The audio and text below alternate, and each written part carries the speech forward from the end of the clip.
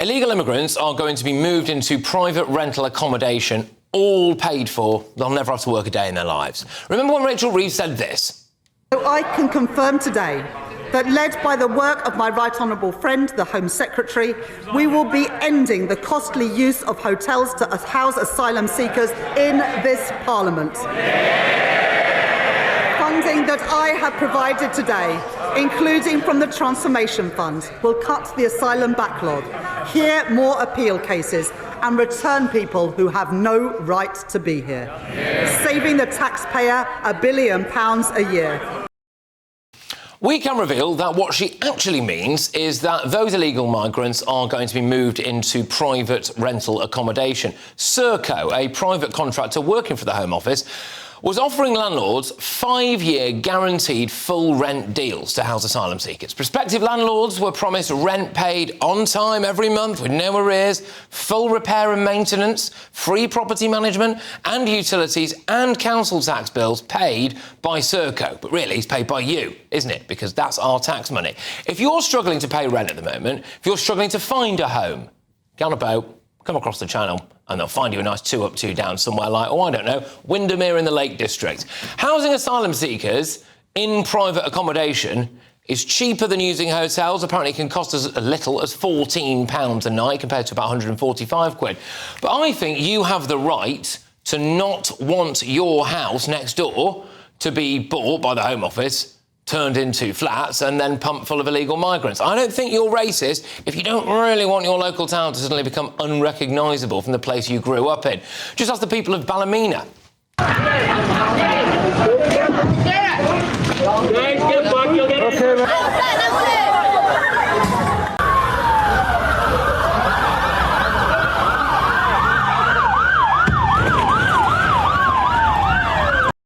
Well, get a load of this, because illegal immigrants are currently being investigated for grooming gang offences.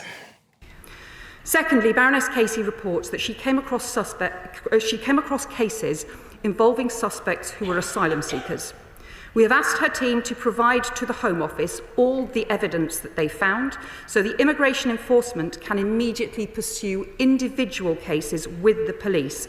But let me make clear, those who groom children or who commit sexual offences will not be granted asylum in the UK. We will do everything in our power to remove them. This just makes me so angry.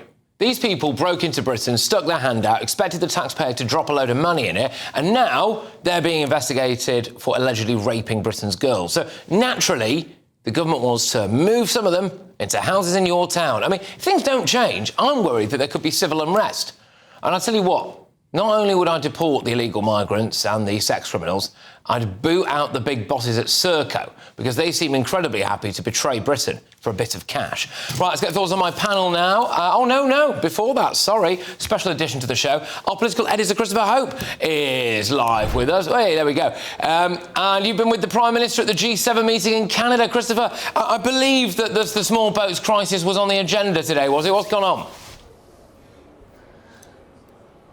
That's right, Patrick. Welcome back to the Rocky Mountains in the north of Canada. The G7 leaders are looking at my session after their working lunch. It's called Making Communities Safe, focusing on migration. The PM will say the G7 of leading developed nations should go ahead and tackle the blight of organised criminal gangs with new sanctions in line with what the UK is trying to do by tackling these kingpins. On the way over here, the Prime Minister, Sir Keir Starmer, did tell us how he's wanting to have talks with Germany, France, Italy and others about tackling a more of a kind of global attempt to tackle migration. He said we're seeing a much greater cooperation in northern France. I know that you're filming on the beaches in northern France would say otherwise, but the PM says to us they're seeing greater cooperation in northern France. It's an issue he'll raise again with President Macron. They met about 2 hours ago here at the G7, and we're yet to find out what was discussed, and we are expecting a meeting very shortly between our Prime Minister and Donald Trump. So yes, no question, we're at the G7, we're 1,000 miles away from where you are in London, but the issue of migration is raising its head here. Well, thank you very much, Christopher Hope there, our political editor. off near the Rocky Mountains. Right, now, let's actually get the thoughts of my panel. We've got journalist Emily Sheffield, we've got political commentator Andy Twelves, and the former chairman of the Tory party, Sir Jake Berry. Jake, I'll start with you. So, I mean, look, on this now, it's pretty shocking, I think, really. Again, social contract issue, isn't it? That we are now going to give illegal migrants, essentially 5 years, fully paid up in these private rented homes. Well, look, I mean, the first thing is that I don't believe this will solve the issue because, of course, people are coming in and they're tens and thousands every year. The reason we've ended up with all of these people in the hotels isn't that, we want them there, is that companies like Serco aren't able to expand fast enough to house people. They're not able to find enough landlords. There is no magic wand that the government can wave to create suddenly lots of houses for people to live in, when we already have a housing crisis in this country. And if you think, just in the last year, rents have gone up by 11%. Landlords are leaving the market. A record number of young people are trying to find a home. This will take what is already a system in crisis and make it much worse. It won't be worse, by the way, for these asylum seekers, that they get everything paid. It's hard-working, young families, people trying to get on in life, who will be pushed out of the housing market, so your local community can lose its rented homes for local people for asylum seekers. Yeah, I mean, there is something that really sticks in the craw, Emily, I think, about the idea of being outbid for a rental property by basically the Home Office so that they can house illegal migrants in it instead. No, I totally understand people are going to feel extremely strongly about this. But I do think Jake's right. The fact is, we need to hit the core problem, which is controlling our borders, which is stopping them, which is working harder with the French, which is using technology. I know how good this drone technology is. I do not understand why you're not using more drones to track them and stop them from even getting in the boat. So something's not going right there. Why aren't we using more drones patrolling our borders when they arrive and tracking them down and stopping them? And there's still a huge amount of illegal immigration that's actually happening by dint of people arriving here on sort of student visas and then staying illegally and clogging up our courts. So that it's the cause of the problem that's got to be tackled rather than us. Of course, no one wants housing taken up to house illegal people, but we have to tackle people coming here in the first place, and that's the root of it. Yeah, I mean, what do you think? I mean, should Labour really be looking to block this? I mean, we were told, weren't we? OK, we're going to shut the migrant hotels, but then what she didn't tell you is we're just going to move into your town. I think if this is, a temporary solution, I think this is probably quite good. I think, you said, it goes down from 145 quid a night to 14, 15 quid a night per migrant. That's a big decrease if it is a temporary solution. I think, it does take time to, get rid of the court backlog to kind of put the impacts in France. So police, though. So at least when they're in a hotel, which I don't like, but at least when they're in a hotel, they're in one place. In one place. And I do think that a lot of people can comment on this, and they'll be frightfully progressive and generous until it's a house bang next door to them and their young children. And suddenly, by the way, it's not filled with other young women and their children. It's filled with 10 men who are sort of between the ages of 18 and 25, because that is the majority of people coming across on those boats. I know a Labour minister, very senior minister, said the day, the majority is women and children. No, it's not. Yeah. And by the way, no one in those boats cares about those women and children. They have actually been drowned by the people in the boats with them. So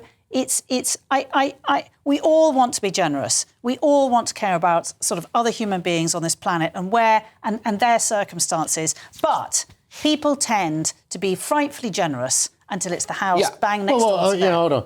I think you're right. We do all want to be generous. I would argue that we've been generous enough. No, I agree. We will never, I agree. ever deal with this issue. Because let's not forget, over 90% of people who come here illegally are just allowed to stay. Their asylum claim is effectively nodded through by the Home Office.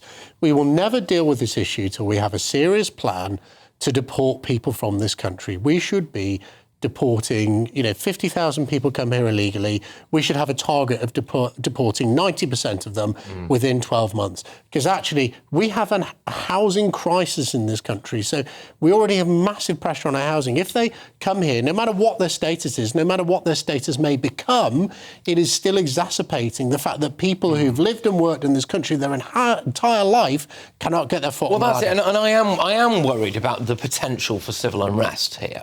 Are you? Yeah, always. I think we live in a very volatile society where, everything can fall apart quite quickly. You know, we see that in Ballymena last week. We saw it in Southport last year. We saw it in Los Angeles last week. Streets of London most of this weekend. But, you know... Where was that? Well, there were protests all over London this weekend. The police have basically lost control of the streets. In central London this weekend. Were there? There were, yes. Oh, well, there you go. Oh, I live in central London, must have missed that. Right. Oh, well, there you go. I think you've got to think, though, how much is Serco making on this?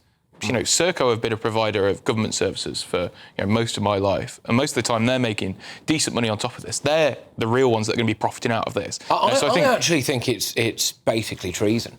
Yeah, they're doing.